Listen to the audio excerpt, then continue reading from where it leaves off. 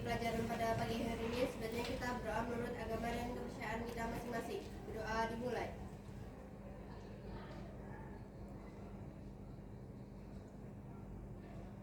Berdoa selesai.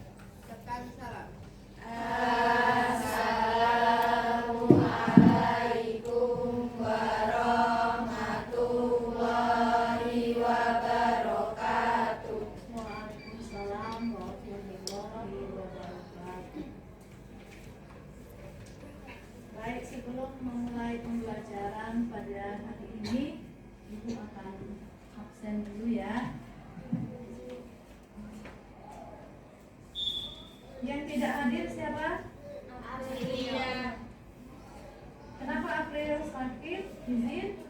Oke ya, pada hari ini kita telah cek kehadiran. Yang tidak hadir cuma 1 April ya, karena sakit. Mudah-mudahan besoknya diberi kesehatan. Kemarin siapa yang sakit? Bunga ya? Udah sehat? Bunga itu ada hutang tugasnya sama ibu yang belum diselesaikan ya. Nanti bisa temuin saya gimana cara menyelesaikan.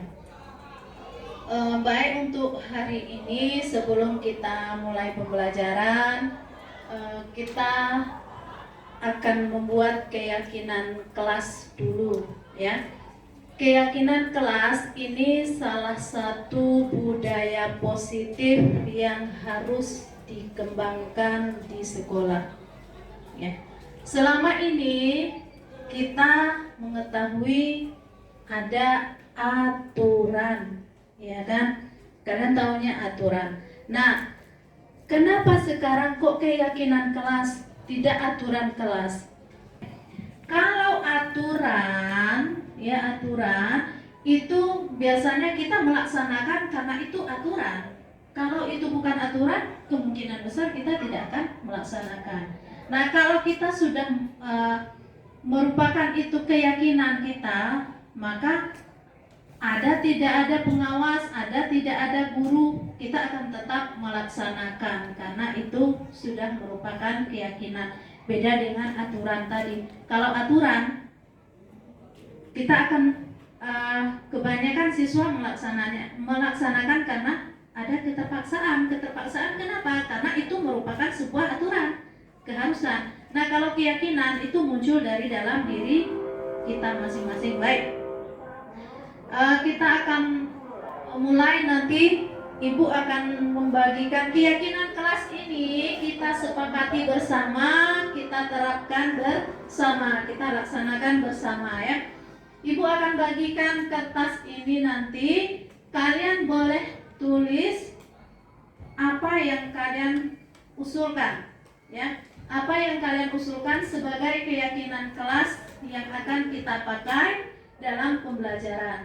Nah, keyakinan kelas yang sudah kita buat ini nanti akan kita tempel di kelas ya, di depan kelas ini, dan setiap pembelajaran dengan Ibu kita akan tanyakan kembali, apakah keyakinan kelas yang sekarang kita buat untuk besoknya harus kita ganti atau tetap sama namun kita tambahkan, atau ada yang mungkin pada hari berikutnya akan kita kurangi ya. Nanti untuk usulan, misalnya si A mengusulkan, kita harus saling menghargai. Boleh tulis di sini. Jangan lupa setelah kalian tulis apa yang kalian usulkan, tanda tangan di bawahnya. Ya, tanda tangan di bawahnya. Itu berarti kalian sepakat. Kalau sudah bertanda tangan artinya sepakat. Kalau sudah sepakat, tentu kita harus melaksanakan. Karena nanti Ibu dan di sini akan kita pakai dalam proses pembelajaran kita. Ibu akan bertanda tangan juga di sini, tapi di bagian bawah, ya. Nanti kalian masing-masing di sini. Artinya, kalau kemarin-kemarin kesepakatan kita hanya ditandatangani oleh ketua kelas yang mewakili seluruh kelas, sekarang kalian semua bertanda tangan. Oke, kita mulai ya. Nanti kalau sudah ditulis tanda tangan, ditempel ke depan, mohon untuk menempelnya budaya antri ya. Boleh dari sana dulu atau dari sini dulu, tapi tidak boleh berebut kita. Oke, paham?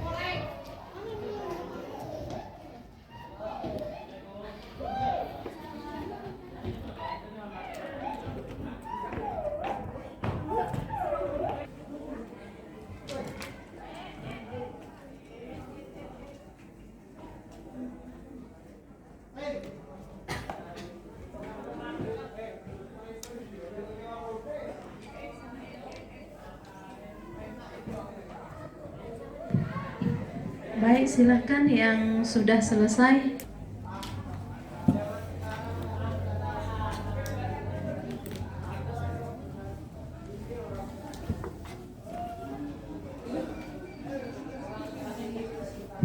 Disusun yang rapi ya, biar muat karena jumlah kita banyak, jadi tolong disusun yang rapi. Oke, lanjut.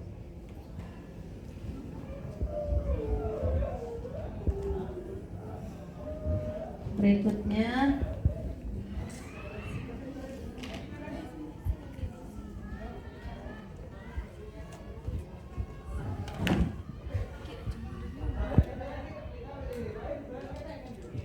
lanjut.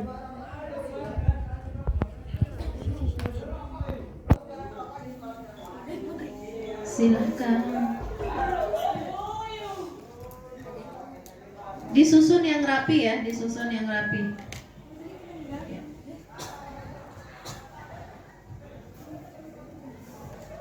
Yuk, silakan.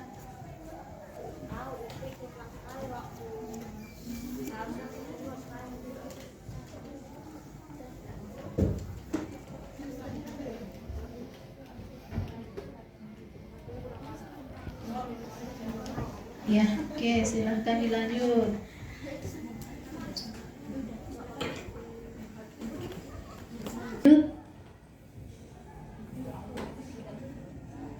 Biar kesepakatan ini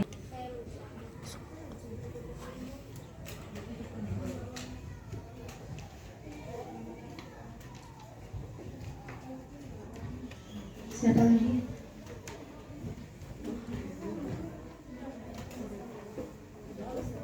Ada yang belum? Ya. Baik, semua sudah memberikan usulan. Nah, kita sudah berhasil membuat kesepakatan kelas kita pada hari ini. Ibu akan baca ya sebagian, tidak semua yang Ibu baca, nanti semuanya bisa dilihat di depan. Sekarang Ibu akan baca beberapa saja. Ini ada yang mengusulkan masuk kelas tepat waktu. Bagus sekali ini usulannya, ya, sangat bagus. Artinya kita menghormati orang lain. Kalau kita masuk tepat waktu, berarti kita tidak mengganggu ketika jam pembelajaran, ya. Menghormati orang lain, ya. Membuang sampah pada tempatnya, bagus, ya.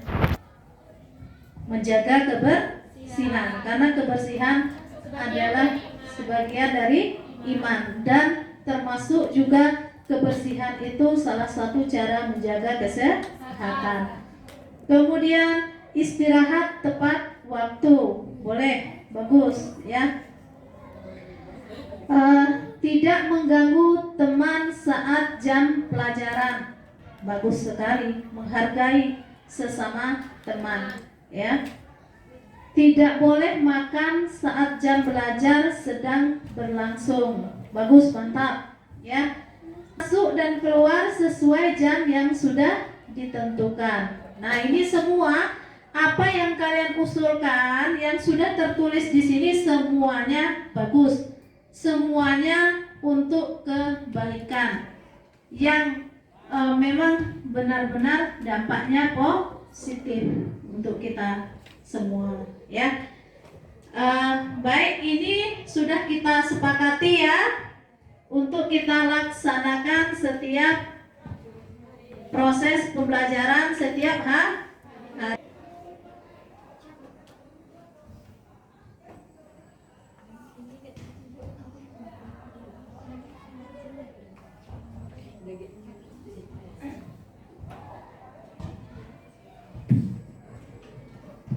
Oke, kesepakatan kelas sudah terbentuk yang insya Allah akan bisa kita terapkan setiap kita akan lanjut ke pembelajaran pada hari ini, yaitu produk kreatif dan kewirausahaan.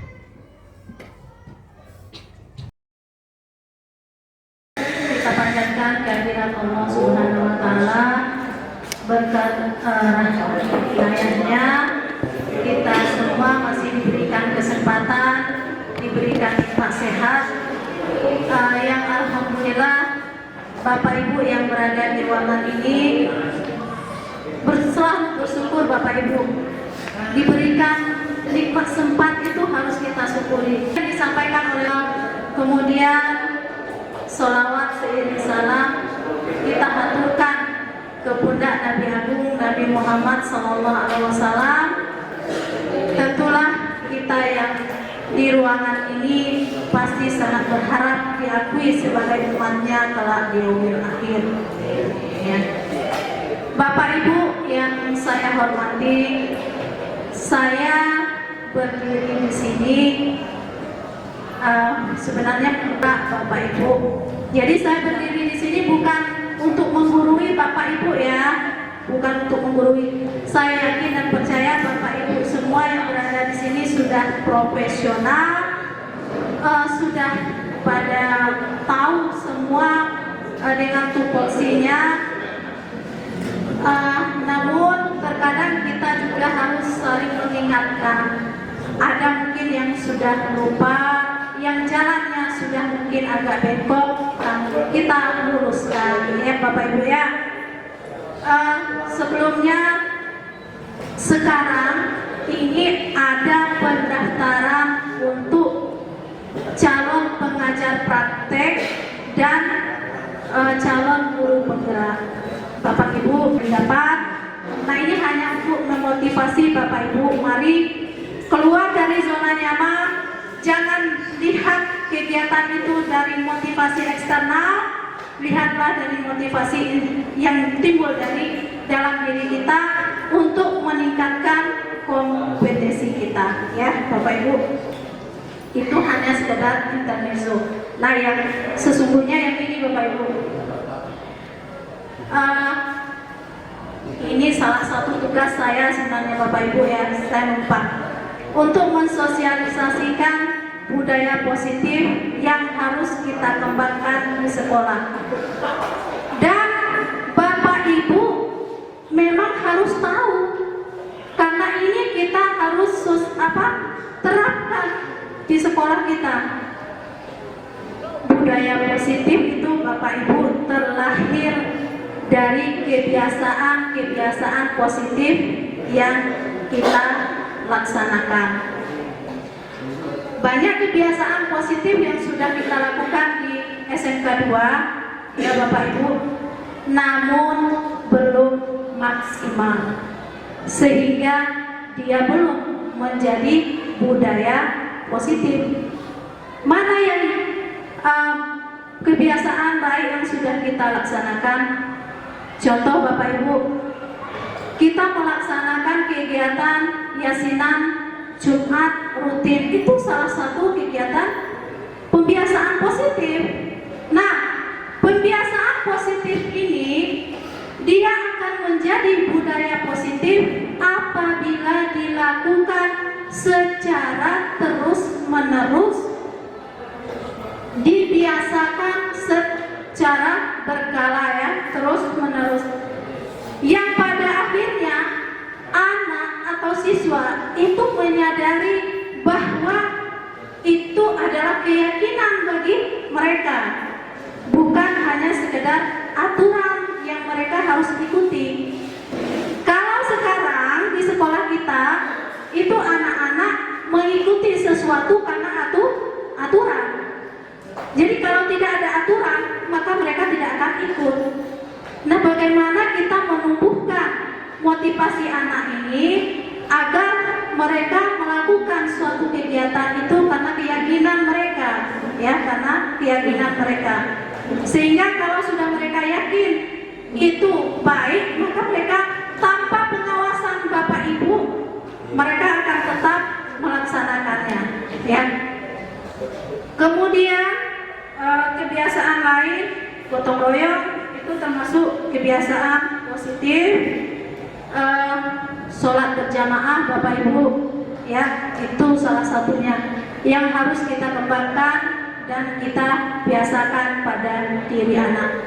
Nah, tadi kan Bapak Kepala Sekolah sudah menyampaikan, kalau kita sebagai guru meminta anak, tentu kita harus memberikan contoh. Kalau kita mau melarang, kita harus mencontohkan dulu, ya, bahwa ini loh, yang seperti ini loh yang baik. Nah, itu Bapak Ibu ya. Bapak Ibu, ini ada budaya positif yang mungkin kita sudah pernah juga terapkan, namun kita tidak tahu bahwa ini bisa menjadi budaya positif baik di kelas maupun di sekolah. Ini Bapak Ibu ya. Nah, saya punya, sebelum saya ke sana, saya punya ada pertanyaan untuk Bapak Ibu dulu ya. Apakah Bapak Ibu setuju dengan pernyataan ini? Yang pertama, hukuman dapat mendisiplinkan anak. Yang kedua, pemberian hukuman dengan hal positif seperti membaca atau membersihkan halaman sekolah dapat meningkatkan disiplin anak. Yang ketiga, memberi penghargaan dapat meningkatkan motivasi belajar anak. Setuju Bapak Ibu? Ada yang tidak setuju? Lah, diam. Bapak Ibu setuju apa tidak?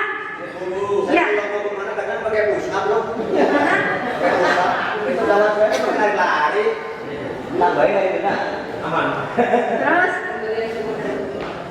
Kalau menurut saya sih hukuman itu ya dipilah-pilah gitu. Disesuaikan dengan ya disesuaikan dengan apa kesalahannya ya ini. Ya kesalahan ringan, sedang, berat. Ya, itu jawaban Bapak Ibu ya. Saya Bapak Ibu ya, ketika Pak Sul ketawa-ketawa itu, ketika saya belum mengikuti pendidikan guru penggerak ini, saya pendapatnya sama dengan Bapak Ibu. Bapak Ibu saya terus biar nanti lebih paham. Jadi sama pemikiran kita Bapak Ibu ya. Setuju. Sebelum saya mengikuti kegiatan ini, setuju saya bahwa pernyataan pertama, hukuman dapat mendisiplinkan anak. Ternyata Bapak Ibu setelah saya mengikuti kegiatan ini, kita memang benar mendisiplinkan anak, tetapi yang ditimbulkan adalah disiplin negatif. Ya, disiplin negatif. Kenapa disiplin negatif? Karena hukuman itu dapat membuat anak menjadi marah, kemudian membenci kita sebagai guru. Anak akan melakukan dalam jangka pendek apa yang kita perintahkan, namun untuk jangka panjang, setelah hukuman itu dia berikan, kita tidak punya tidak punya jaminan bahwa dia tidak akan melakukan itu lagi, ya. Jadi Bapak Ibu, selama ini dengan memberikan hukuman kepada anak-anak kita, ternyata kita malah memang disiplin itu bisa timbul, namun lebih ke disiplin negatif, ya. Loh, Bu Epi kok ngomong seperti itu?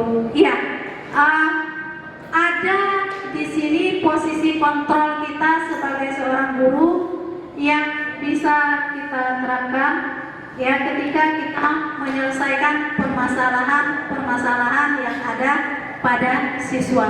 Nah, pertanyaan yang kedua. Ya, pertanyaan yang kedua, itu juga anak merasa melakukannya terpaksa, bukan karena memang keinginan dia, ya, Bapak Ibu ya.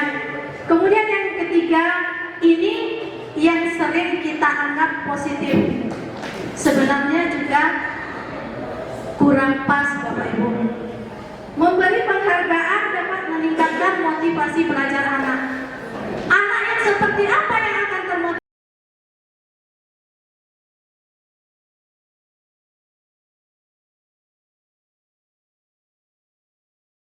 Merasa dirinya mampu untuk mendapat penghargaan itu. Contoh, Bapak Ibu, yang ini kita akan melaksanakan lomba cerdas cermat. Nanti hadiahnya juara 1 bebas komite 3 bulan, juara 2 anak yang mampu, dia akan termotivasi. Namun anak yang dirinya, saya juga tidak bakal menang, itu mereka tidak akan termotivasi, sedikit pun tidak akan tergilas, ya. Kita akan sebentar ya Bapak Ibu, sebentar lagi, saya tahu ini sudah siang. Nah, ada paradigma pembelajaran, perubahan paradigma pembelajaran. Bapak Ibu, kalau dulu ya, termasuk saya, kita mengajar, bahkan sampai sekarang terkadang pun Bapak Ibu mungkin masih mengajar itu sistemnya teacher learning, ya Bapak Ibu. Pembelajaran terfokus kepada guru. Bapak Ibu, pembelajaran abad 21 itu menuntut adanya pembelajaran yang berpihak pada murid, student learning. Artinya, apa yang disampaikan Bapak Kepala Sekolah tadi, Bapak Ibu desain pembelajaran semenarik mungkin, ya, semenarik mungkin Bapak Ibu. Manfaat, itu, ya, saya menyampaikan untuk perubahan, untuk perubahan kita semua, karena suka tidak suka, nanti ketika sudah kita terapkan kurikulum merdeka, maka 5 kebutuhan dasar anak itu harus terpenuhi, ya. Dalam pembelajaran 5 kebutuhan dasar anak harus terpenuhi. Apa yang ingin dicapai dalam tujuan kurikulum merdeka itu, profil pelajar Pancasila harus terintegrasi dalam pembelajaran Bapak Ibu, ya. Itu Bapak Ibu. Nah, tadi yang mau saya tekankan, ini saja ya Bapak Ibu ya. Ini ada ilustrasi Bapak Ibu. Selama ini kita ilusi guru mengontrol murid. Ilusi itu apa Bapak Ibu? Hayalan, ya, hayalan saja kita bisa mengontrol murid. Sebenarnya kita tidak bisa mengontrol murid Bapak Ibu, ya. Nah, siapa yang memegang kontrol? Ya mereka sendiri. Bapak Ibu merasa, misalnya Bapak Ibu, kamu telat, ini bersihkan WC. Itu bukan mereka lakukan, bukan karena Bapak Ibu, karena mereka ingin, mereka mau, ya, bukan karena kita yang mengontrol. Siapa sih sesungguhnya yang memiliki kontrol? Yang memiliki kontrol itu adalah diri kita masing-masing. Kita tidak bisa Bapak Ibu mengontrol anak-anak itu, ya. Ini ada perubahan paradigma dari stimulus respon ke teori kontrol Bapak Ibu. Nah, pada teori kontrol inilah nanti kita akan melihat kita berada di posisi kontrol yang mana sekarang, ya. Ini Bapak Ibu yang pertama, kita mencoba mengubah orang berpandangan sama dengan kita. Artinya kita ingin anak-anak itu seperti apa yang kita inginkan.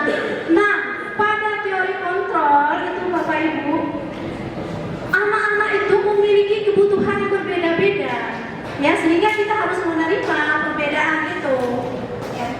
Yang kedua, perilaku buruk dilihat sebagai suatu kesalahan. Ini Bapak Ibu contohnya. Bapak Ibu lihat anak telat, langsung menjustis anak. Kamu ini tiap hari telat, kamu sudah berbuat salah. Kesalahan kan, Bapak Ibu langsung justis dia berbuat salah. Nah, pada teori kontrol Bapak Ibu itu dijelaskan semua perilaku itu memiliki tujuan.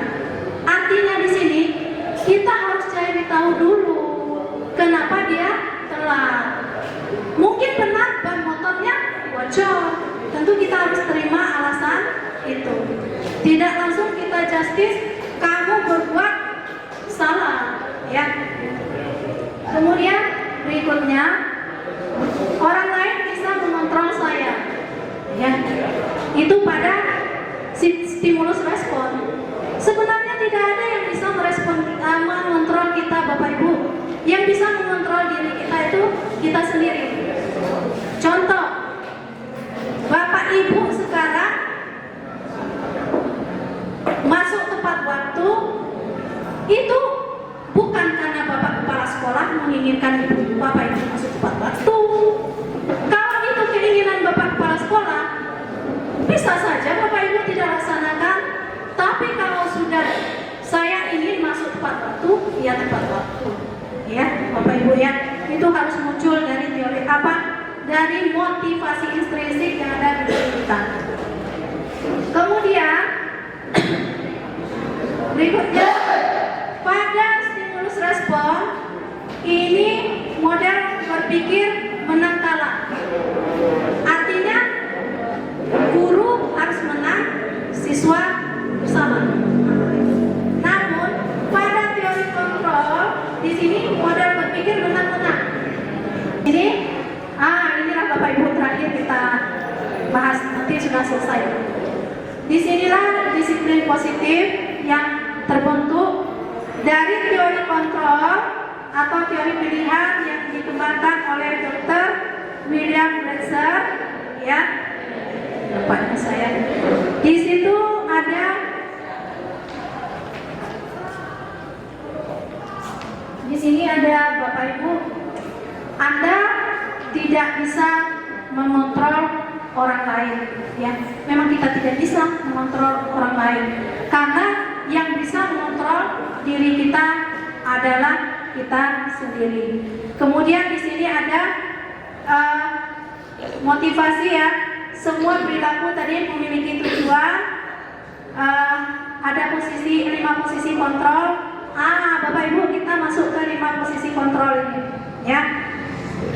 Yang pertama itu sebagai penghukum. Yang kedua sebagai pemberi rasa bersalah. Kemudian yang ketiga sebagai teman. Yang keempat sebagai pemantau. Yang kelima sebagai manajerial. Sekarang Bapak Ibu kira-kira pada saat ini dan kemarin dan saat ini Bapak Ibu berada di posisi mana? Bapak Ibu berada di posisi mana? Nah, ketika Bapak Ibu masih di posisi 1-2, mohon mari kita mulai tinggalkan posisi kontrol itu, karena ini efeknya tidak baik untuk anak-anak, ya. Untuk jangka panjang, ketika kita berada pada posisi nomor 1 dan nomor 2, itu tidak baik untuk efeknya untuk anak-anak. Minimal kita berada di posisi 3 dan 4. Idealnya berada di posisi yang ke-5 sebagai manajerial, ya. Tadi ketika kita sebagai penghukum, anak yang kita mau. Namun setelah itu mereka akan berbuat lagi. Kalau kita sebagai pemberi rasa bersalah, Bapak Ibu, ini efeknya ke depan untuk anak sangat tidak baik. Ya. Minimal Bapak Ibu sebagai teman, pemantau, alhamdulillah bisa sebagai manajerial. Kalau pada posisi manajerial Bapak Ibu, ya, pada posisi manajerial itu sudah posisi yang paling ideal. Kenapa? Karena pada posisi kontrol kita sebagai manajerial untuk penyelesaian segala sesuatu kasus yang terjadi itu kita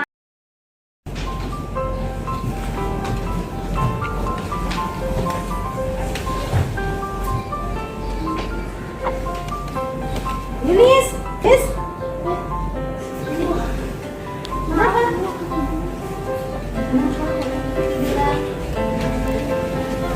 Iya, oke Lilis, cuci muka dulu keluar ya.